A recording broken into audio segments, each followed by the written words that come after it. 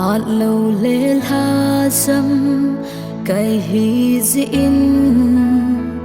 làng sang hô á dung cát si dâu bồi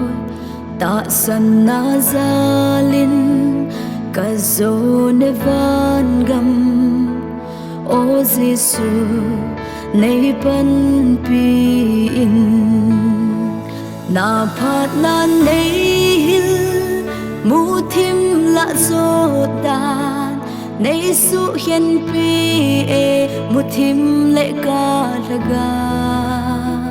na to a chai in thu pi a zo dai ô Giêsu ca hin na nei coi hầm a xây dâu đình a ngây lút na coi hầm a tế dâu đình pha thế na a khăng khăng a ba thế đàn lan a lơ na ca chôn si thô ca dung đình a thô cross a chân cây ma ngày đâm cả trăng tai lên hô lên chun cả cha ấy ti ấy thật tốt ba gai nắng ngã bầu gai ô Giêsu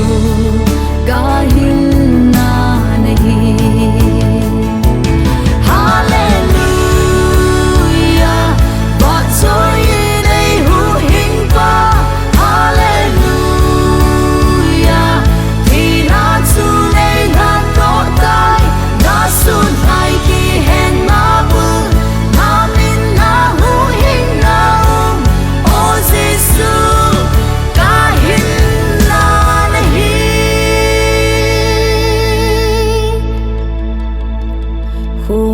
hung va in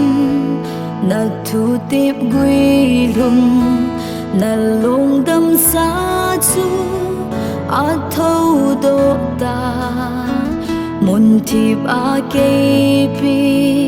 ki tum bang a phong thi nan ka chung in thu a nei po